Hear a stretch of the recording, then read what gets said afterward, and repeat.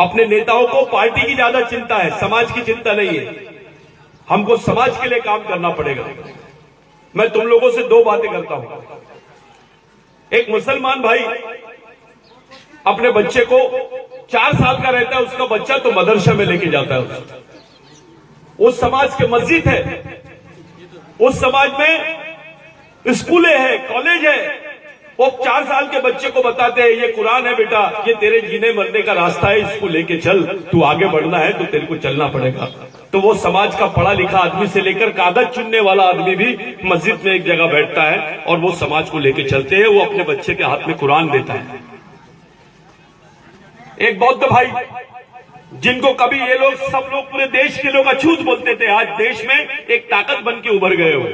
वो अपने बाप बच्चे के हाथ में बोलता है, बाबा साहब का एक ग्रंथ देता है, बुद्ध और उसका धम्म, ये बाबा साहब का एक ग्रंथ देता है और बोलता है बेटा ये रास्ते से चलो। उनके भी बौद्ध विहार चलते हैं, उनके भी कॉलेज चलते हैं, उनका भी मिशन चलता है। भिक्खू बन के समाज के लिए काम करते हैं, पढ़े लिखे लोग समाज को मदद करते हैं। पूरे देश से दीक्षा भूमि से जो आदेश निकलते हैं पूरे देश के दलित बौद्ध भाई मान लेते हैं। वो भी समाज आगे बढ़ गया, उनका भी मिशन है। क्रिश्चियन लोगों का मिशन देखो, उनके चर्च है, स्कूल है, दवाखाने हैं।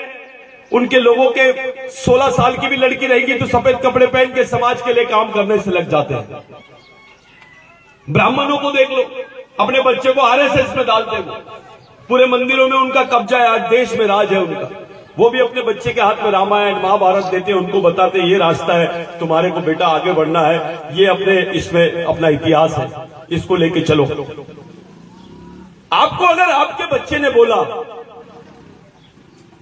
आपके बच्चे ने आपसे पूछा कि मैं कौन हूं इस देश में, मेरा इस देश में क्या अस्तित्व है, मेरे को कौन से रास्ते से जाना है, कौन से रास्ते से बचना है और मेरे को किस तरीके से जीना है, अगर आपको पूछा तो मैं आपसे पूछता हूं कौन सी किताब देंगे अपने बच्चे के हाथ में आप लोग?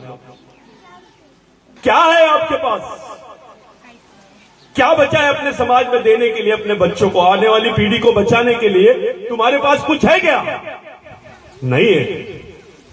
इतना टूट गया अपना समाज की एक किताब भी हम अपने बच्चों को नहीं दे सकते। रे बकरा भी अपने बच्चे को, बकरी भी पाल लेती है, गाय भी पालती है, कुत्ता भी पालता है अपने बच्चे को। इंसान और जानवर में एक फर्क है कि इंसानों का समाज है, उनकी संस्कृति है, उनके विचार है, जानवरों के नहीं है। हम लोगों को मंदिर मालूम है, भगवान मालूम है, लेकिन अपनी संस्कृति नहीं मालूम, अपने अधिकार नहीं मालूम, अपना जीवन का क्या रास्ता हो सकता है वो सब नहीं मालूम हमको। आपने बिरसा मुंडा को बिठाया, आज बिरसा मुंडा के बारे में आप लोगों ने इतना बड़ा काम किया कि जो नेताओं ने नहीं किया, लेकिन आपको मालूम होना चाहिए कि बिरसा मुंडा से हमारे समाज का रिश्ता क्या है, आदिवासियों का क्या रिश्ता है बिरसा मुंडा से। बिरसा मुंडा भगवान से बड़ा आदमी है। मैं तुमको पूछता हूं, देखो क्यों भगवान से बड़ा आदमी है, थोड़ा समझने की कोशिश करो। इस देश में आदिवासी अगर जिंदा है तो सिर्फ इसलिए जिंदा है क्योंकि उसके पास में जमीन है। आदिवासी अगर जिंदा है तो सिर्फ इसलिए जिंदा है क्योंकि उसकी पहचान है आदिवासी है और उसको आरक्षण है। 1898 में 1 लाख आदिवासी मरे थे, 1 लाख, और वो पूरे आदिवासियों का संघर्ष बिरसा मुंडा के नेतृत्व में चल रहा था। पूरे देश में ऐसा माहौल बन गया था कि आदिवासी पूरे विद्रोह कर रहे हैं और 1 लाख आदिवासी मारे गए। सेकेंड वर्ल्ड वॉर में भी इतने लोग नहीं मरे, द्वितीय विश्व युद्ध में भी जितने लोग नहीं मरे हैं उतने जमीन के लिए आदिवासी लोग मरे हैं। और उसी से घबरा के अंग्रेजों ने ब्रिटेन में कानून बनाया। जब अंग्रेजों का 7 देशों पर राज्य था, उन्होंने कानून बनाया कि आदिवासी की जमीन गैर आदिवासी आदमी नहीं ले सकता है, और गैर आदिवासी तो क्या सरकार भी नहीं ले सकती है। यानी आदिवासी इस देश का मूल मालिक है। ये बिरसा मुंडा के आंदोलन से हमारे समाज में आया, देश ने जाना उसको और हमारे बीच में अधिकार मिले।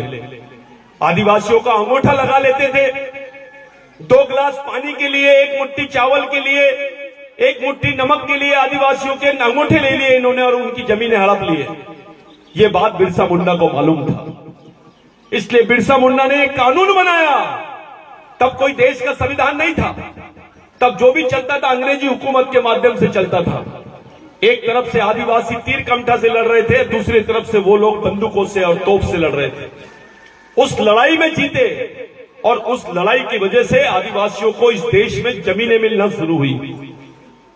आज जो तुम्हारे पास 5 एकड़, 2 एकड़, 3 एकड़, 4 एकड़, 5 एकड़ जमीन है, ये केवल और केवल बिरसा मुंडा के आंदोलन की वजह से है।